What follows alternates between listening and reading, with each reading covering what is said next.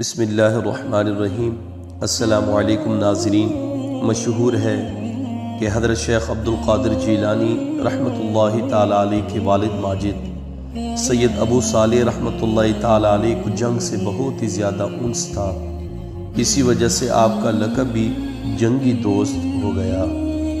جنگی دوست فارسی کا لفظ ہے جس کا معنی ہے جنگ سے انس رکھنے والا، جنگ سے پیار رکھنے والا۔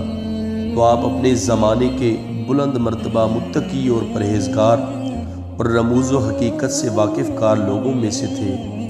کہتے ہیں کہ ریاضت و مجاہدات کے دوران آپ کو ایک دفعہ تیسرا فاقہ ہوا تو آپ دریا کے کنارے پر بیٹھے ہوئے تھے کہ دریا میں سے ایک سیب بہتا ہوا آپ کو دکھائی دیا، جسے آپ نے پکڑ کر وہ تناول فرما لیا۔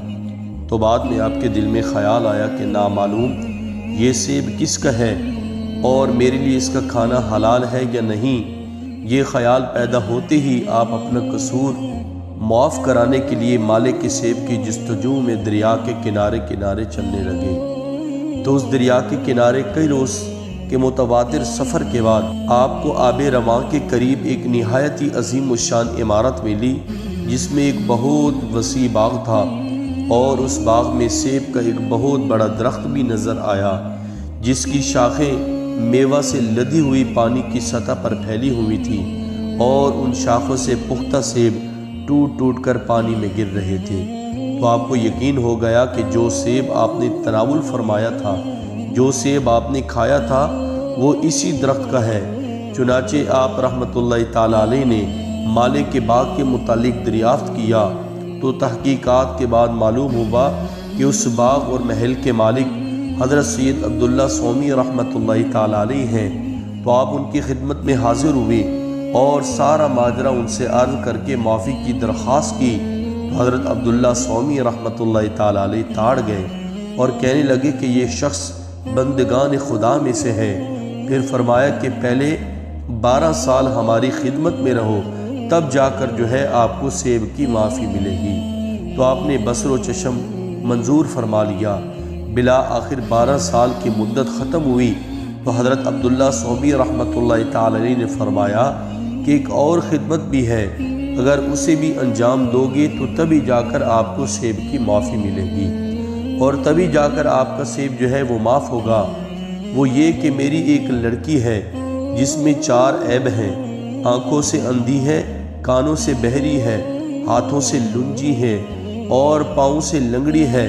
تو اس عاجز کو نکاح میں قبول کرو اور نکاح کے بعد 2 سال ہماری خدمت میں رہو، تاکہ اس نکاح کے نتیجے میں ایک فرزند کی صورت میں اپنی آنکھوں سے دیکھ لوں، اس کے بعد جہاں جی چاہے چلے جانا۔ تو آپ نے اس چیز کو بھی قبول فرما لیا۔ تو جب نکاح کے بعد صاحبزادی کا سامنا ہوا، جب آپ اپنی بیوی کے سامنے گئے تو کیا دیکھتے ہیں کہ اس کے تمام اعضاء وہ صحیح و سالم ہیں اور اس کے حسن و جمال کے آگے 14ویں رات کا چاند بھی شرماتا ہوگا۔ تو آپ نے اس کے خلاف حلیہ پا کر تمام شبوں کو نعرہ کشی اختیار کی۔ تو دوسرے دن صبح کو شیخ ابو صالح رحمۃ اللہ تعالیٰ علیہ نے حضرت عبداللہ سومی رحمۃ اللہ تعالیٰ علیہ سے کہا کہ آپ کی بیٹی کے تمام اعضاء وہ صحیح و سالم ہیں، مگر آپ نے تو کہا تو اس کے 4 اعضاء صحیح نہیں۔ تو حضرت عبداللہ سومی رحمۃ اللہ تعالیٰ علیہ نے شیخ ابو صالح کو کہا کہ میں نے اپنی لڑکی کے جو صفات تم سے بیان کی تھیں وہ سب صحیح ہیں، مجھے پتہ ہے، مگر اس کے اعضاء کے متعلق اس لیے کہا کیونکہ اس کی آنکھیں اس لیے اندھی ہیں کہ کبھی ان آنکھوں سے میری بیٹی نے کبھی کسی غیر نامحرم کو نہیں دیکھا، اور غیر حق بات سننے کے لیے اس کے کان بہرے ہیں، اس نے اپنے کانوں سے کبھی کسی نامحرم کی بات نہیں سنی، اور اس کے ہاتھ اس لیے لنجے ہیں کیونکہ اس نے اپنے ہاتھوں سے کبھی کسی غیر محرم کے ہاتھ میں اپنا ہاتھ نہ دیا، اور تمہارے حکم کے خلاف اگر وہ قدم اٹھائے تو اس لیے اس کے پیر وہ لنگڑے ہیں۔ تو اس توجیہ کو سن کر شیخ ابو صالح رحمۃ اللہ علیہ کے دل میں اپنی بیوی کی قدر اور منزلت اور بھی زیادہ ہو گئی اور وہ دونوں باخوشی خوشی رہنے سہنے لگے۔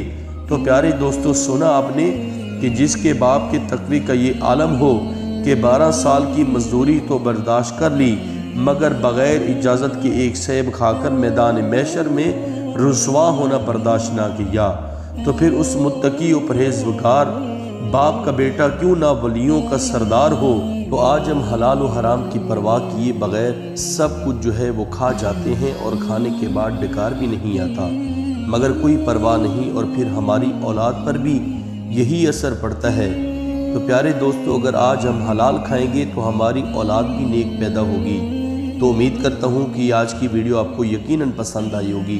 اگر ویڈیو پسند آئی ہو تو لائک ہمارا حق بنتا ہے، اور اگر آپ ہمارے چینل پر نئے ہیں تو اسے سبسکرائب کرنا مت بھولیے۔ اللہ تعالیٰ کی ذات آپ کو دونوں جہان کی بھلائیاں نصیب فرمائے، آمین ثم آمین۔